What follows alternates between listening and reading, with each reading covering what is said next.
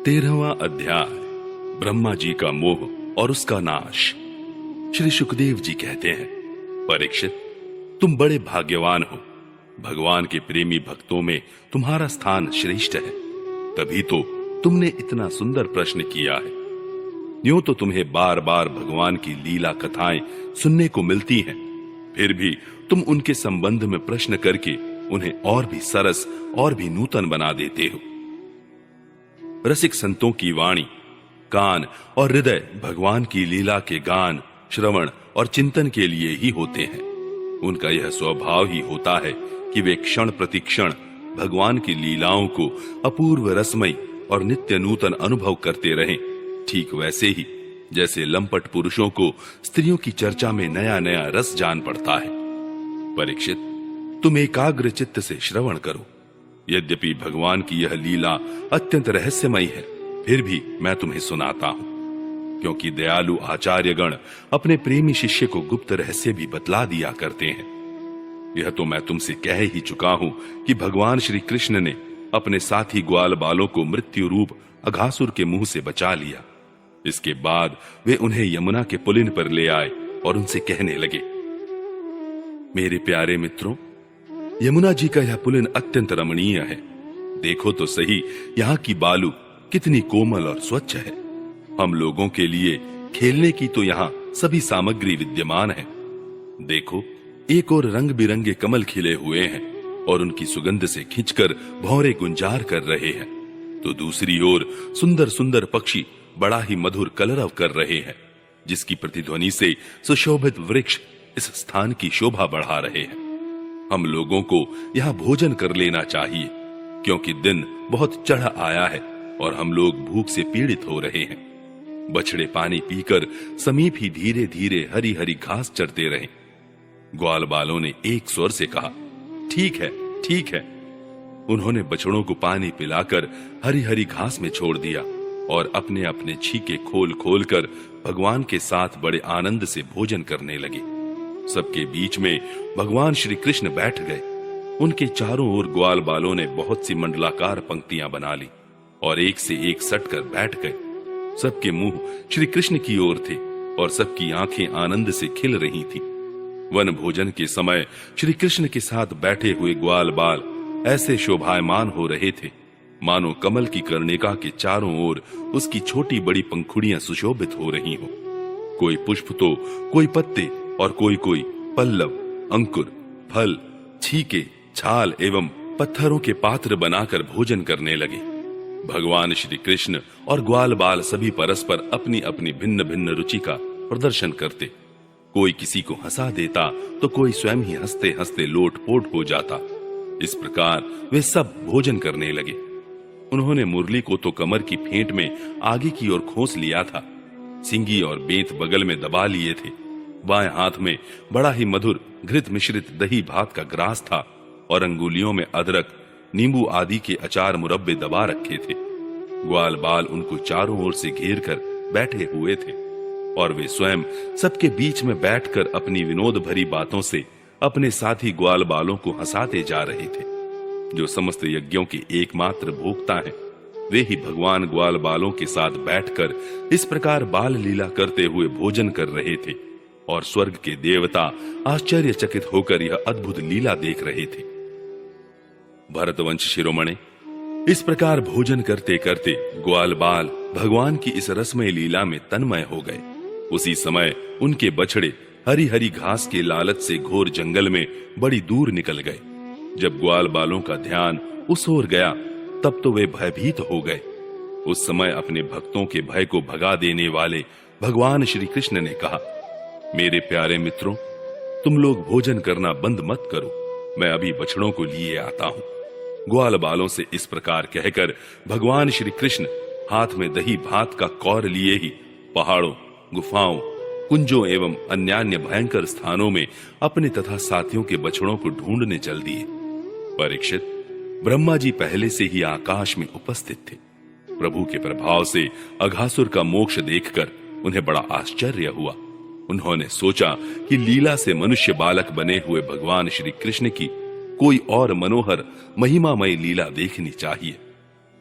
ऐसा सोचकर उन्होंने पहले तो बछड़ों को और भगवान श्री कृष्ण के चले जाने पर ग्वाल बालों को भी अन्यत्र ले जाकर रख दिया और स्वयं अंतर्धान हो गए। अंततः वे जड़ कमल की ही तो संतान है। भगवान श्री कृष्ण बछड़े न मिलने पर यमुना जी के पुलिन पर लौट आए, परंतु यहाँ क्या देखते हैं कि ग्वाल बाल भी नहीं है। तब उन्होंने वन में घूम घूम कर चारों ओर उन्हें ढूंढा, परंतु जब ग्वाल बाल और बछड़े उन्हें कहीं न मिले तब वे तुरंत जान गए कि यह सब ब्रह्मा की करतूत है। वे तो सारे विश्व के एकमात्र ज्ञाता हैं। अब भगवान श्री कृष्ण ने बछड़ों और ग्वाल बालों की माताओं को तथा ब्रह्मा जी को भी आनंदित करने के लिए अपने आप को ही बछड़ों और ग्वाल बालों दोनों के रूप में बना लिया, क्योंकि वे ही तो संपूर्ण विश्व के कर्ता सर्वशक्तिमान ईश्वर हैं। परीक्षित, वे बालक और बछड़े संख्या में जितने थे, जितने छोटे छोटे उनके शरीर थे, उनके हाथ पैर जैसे जैसे थे, उनके पास जितनी और जैसी छड़ियां, सिंगी, बांसुरी, पत्ते और छींके थे, जैसे और जितने वस्त्राभूषण थे, उनके शील, स्वभाव, गुण, नाम, रूप और अवस्थाएं जैसी थीं, जिस प्रकार वे खाते पीते और चलते थे, ठीक वैसे ही और उतने ही रूपों में सर्वस्वरूप भगवान श्री कृष्ण प्रकट हो गए। उस समय यह संपूर्ण जगत विष्णु रूप है। यह वेदवाणी मानो मूर्तिमती होकर प्रकट हो गई। सर्वात्मा भगवान स्वयं ही बछड़े बन गए और स्वयं ही ग्वाल बाल। अपने आत्म स्वरूप बछड़ों को अपने आत्म स्वरूप ग्वाल बालों के द्वारा घेर कर अपने ही साथ अनेकों प्रकार के खेल खेलते हुए उन्होंने व्रज में प्रवेश किया। परीक्षित, जिस ग्वाल बाल के जो बछड़े थे, उन्हें उसी ग्वाल बाल के रूप से अलग अलग ले जाकर उसकी बाखल में घुसा दिया और विभिन्न बालकों के रूप में उनके भिन्न भिन्न घरों में चले गए। ग्वाल बालों की माताएं बांसुरी की तान सुनते ही जल्दी से दौड़ आईं। ग्वाल बाल बने हुए पर ब्रह्म श्री कृष्ण को अपने बच्चे समझकर हाथों से उठाकर उन्होंने जोर से हृदय से लगा लिया। वे अपने स्तनों से वात्सल्य स्नेह की अधिकता के कारण सुधा से भी मधुर और आसव से भी मादक चुचुआता हुआ दूध उन्हें पिलाने लगी।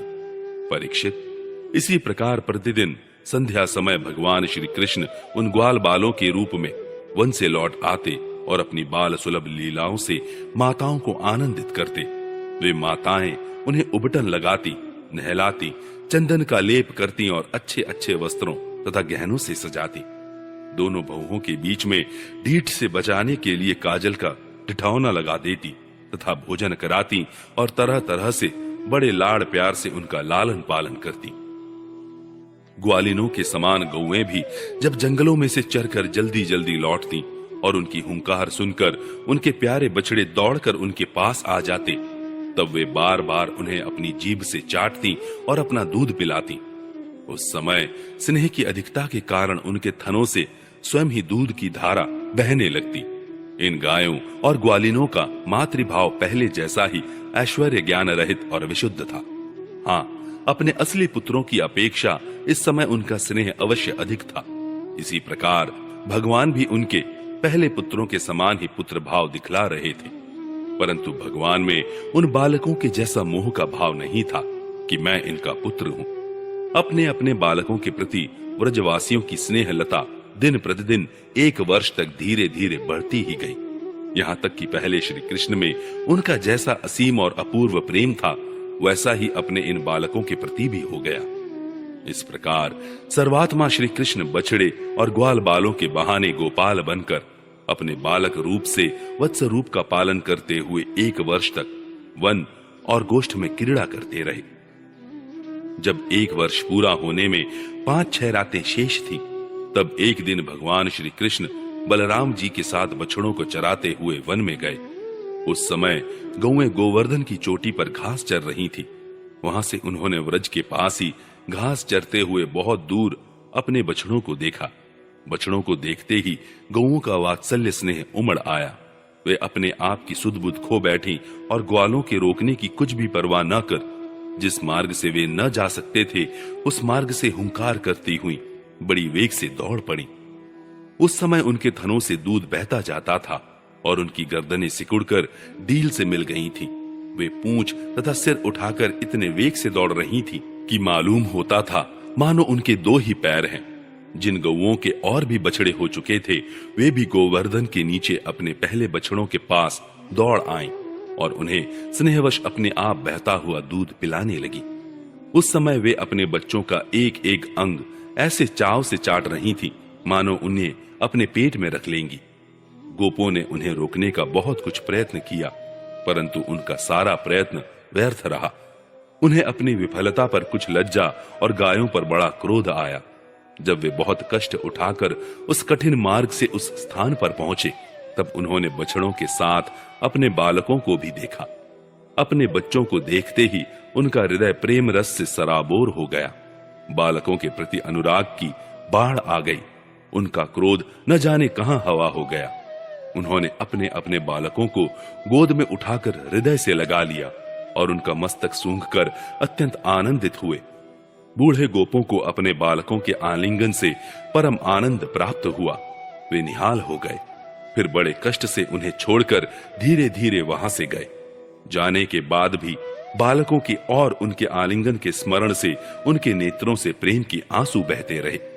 बलराम जी ने देखा कि व्रजवासी गोप गौएं और ग्वालिनों की उन संतानों पर भी, जिन्होंने अपनी मां का दूध पीना छोड़ दिया है, क्षण प्रतिक्षण प्रेम संपत्ति और उसके अनुरूप उत्कंठा बढ़ती ही जा रही है। तब वे विचार में पड़ गए, क्योंकि उन्हें इसका कारण मालूम न था। यह कैसी विचित्र बात है। सर्वात्मा श्री कृष्ण में व्रजवासियों का और मेरा जैसा अपूर्व स्नेह है, वैसा ही इन बालकों और बछड़ों पर भी बढ़ता जा रहा है। यह कौन सी माया है? कहां से आई है? यह किसी देवता की है, मनुष्य की है अथवा असुरों की? परंतु क्या ऐसा भी संभव है? नहीं नहीं, यह तो मेरे प्रभु की ही माया है और किसी की माया में ऐसी सामर्थ्य नहीं जो मुझे भी मोहित कर ले। बलराम जी ने ऐसा विचार करके ज्ञान दृष्टि से देखा तो उन्हें ऐसा मालूम हुआ कि इन सब बछड़ों और ग्वाल बालों के रूप में केवल श्री कृष्ण ही श्री कृष्ण है। तब उन्होंने श्री कृष्ण से कहा, भगवान, ये ग्वाल बाल और बछड़े न देवता हैं और न तो कोई ऋषि ही। इन भिन्न भिन्न रूपों का आश्रय लेने पर भी आप अकेले ही इन रूपों में प्रकाशित हो रहे हैं। कृपया स्पष्ट करके थोड़े में ही यह बतला दीजिए कि आप इस प्रकार बछड़े, बालक, सिंगी, रस्सी आदि के रूप में अलग अलग क्यों प्रकाशित हो रहे हैं। तब भगवान ने ब्रह्मा की सारी करतूत सुनाई और बलराम जी ने सब बातें जान ली। परीक्षित, तब तक ब्रह्मा जी ब्रह्मलोक से व्रज में लौट आए। उनके कालमान से अब तक केवल एक त्रुटि समय व्यतीत हुआ था। उन्होंने देखा कि भगवान श्री कृष्ण ग्वाल बाल और बछड़ों के साथ 1 साल से पहले की भांति ही क्रीड़ा कर रहे हैं। वे सोचने लगे, गोकुल में जितने भी ग्वाल बाल और बछड़े थे वे तो मेरी मायामयी शैया पर सो रहे हैं। उनको तो मैंने अपनी माया से अचेत कर दिया था। वे तब से अब तक सचेत नहीं हुए। तब मेरी माया से मोहित ग्वाल बाल और बछड़ों के अतिरिक्त ये उतने ही दूसरे बालक तथा बछड़े कहां से आ गए जो 1 साल से भगवान के साथ खेल रहे हैं। ब्रह्मा जी ने दोनों स्थानों पर दोनों को देखा और बहुत देर तक ध्यान करके अपनी ज्ञान दृष्टि से उनका रहस्य खोलना चाहा, परंतु इन दोनों में कौन से पहले के ग्वाल बाल हैं और कौन से पीछे बना लिए गए हैं, इनमें से कौन सच्चे हैं और कौन बनावटी, यह बात वे किसी प्रकार न समझ सके। भगवान श्री कृष्ण की माया में तो सभी मुग्ध हो रहे हैं, परंतु कोई भी माया मोह भगवान का स्पर्श नहीं कर सकता। ब्रह्मा जी उन्हीं भगवान श्री कृष्ण को अपनी माया से मोहित करने चले थे, किंतु उनको मोहित करना तो दूर रहा, वे अजन्मा होने पर भी अपनी ही माया से अपने आप मोहित हो गए। जिस प्रकार रात के घोर अंधकार में कोहरे के अंधकार का और दिन के प्रकाश में जुगनू के प्रकाश का पता नहीं चलता, वैसे ही जब क्षुद्र पुरुष महापुरुषों पर अपनी माया का प्रयोग करते हैं तब वह उनका तो कुछ बिगाड़ नहीं सकती, अपना ही प्रभाव खो बैठती है। ब्रह्मा जी विचार कर ही रहे थे कि उनके देखते देखते उसी क्षण सभी ग्वाल बाल और बछड़े श्री कृष्ण के रूप में दिखाई पड़ने लगे। सबके सब सजल जलधर के समान श्याम वर्ण, पीतांबरधारी, शंख चक्र गदा और पद्म से युक्त चतुर्भुज, सबके सिर पर मुकुट, कानों में कुंडल और कंठों में मनोहर हार तथा वनमालाएं शोभायमान हो रही थीं। उनके वक्ष स्थल पर सुवर्ण की सुनहली रेखा, श्रीवत्स, बाहुओं में बाजूबंद, कलाइयों में शंखाकार रत्नों से जड़े कंगन, चरणों में नुपुर और कड़े, कमर में करधनी तथा उंगलियों में अंगूठियां जगमगा रही थीं। वे नख से शिख तक समस्त अंगों में कोमल और नूतन तुलसी की मालाएं, जो उन्हें बड़े भाग्यशाली भक्तों ने पहनाई थी, धारण किए हुए थे। उनकी मुस्कान चांदनी के समान उज्जवल थी और रत्नारे नेत्रों की कटाक्षपूर्ण चितवन बड़ी ही मधुर थी। ऐसा जान पड़ता था मानो वे इन दोनों के द्वारा सत्व गुण और रजोगुण को स्वीकार करके भक्त जनों के हृदय में शुद्ध लालसाएं जगाकर उनको पूर्ण कर रहे हैं। ब्रह्मा जी ने यह भी देखा कि उन्हीं के जैसे दूसरे ब्रह्मा से लेकर तृण तक सभी चराचर जीव मूर्तिमान होकर नाचते गाते अनेक प्रकार की पूजा सामग्री से अलग अलग भगवान के उन सब रूपों की उपासना कर रहे हैं। उन्हें अलग अलग अणिमा महिमा आदि सिद्धियां, माया विद्या आदि विभूतियां और महतत्व आदि 24 तत्व चारों ओर से घेरे हुए हैं। प्रकृति में क्षोभ उत्पन्न करने वाला काल, उसके परिणाम का कारण स्वभाव, वासनाओं को जगाने वाला संस्कार, कामनाएं, कर्म, विषय और फल सभी मूर्तिमान होकर भगवान के प्रत्येक रूप की उपासना कर रहे हैं। भगवान की सत्ता और महत्ता के सामने उन सभी की सत्ता और महत्ता अपना अस्तित्व खो बैठी थी। ब्रह्मा जी ने यह भी देखा कि वे सभी भूत, भविष्यत और वर्तमान काल के द्वारा सीमित नहीं है, त्रिकाला बाधित सत्य है। वे सब के सब स्वयं प्रकाश और केवल अनंत आनंद स्वरूप हैं। उनमें जड़ता अथवा चेतनता का भेदभाव नहीं है। वे सब के सब एक रस हैं। यहाँ तक कि उपनिषददर्शी तत्वज्ञानियों की दृष्टि भी उनकी अनंत महिमा का स्पर्श नहीं कर सकती। इस प्रकार ब्रह्मा जी ने एक साथ ही देखा कि वे सब के सब उन पर ब्रह्म परमात्मा श्री कृष्ण के ही स्वरूप हैं, जिनके प्रकाश से यह सारा चराचर जगत प्रकाशित हो रहा है। यह अत्यंत आश्चर्यमय दृश्य देखकर ब्रह्मा जी तो चकित रह गए। उनकी 11 इंद्रियां क्षुब्ध एवं स्तब्ध रह गईं। वे भगवान के तेज से निस्तेज होकर मौन हो गए। उस समय वे ऐसे स्तब्ध होकर खड़े रह गए मानो व्रज के अधिष्ठात्री देवता के पास एक पुतली खड़ी हो। परीक्षित, भगवान का स्वरूप तर्क से परे है। उसकी महिमा असाधारण है।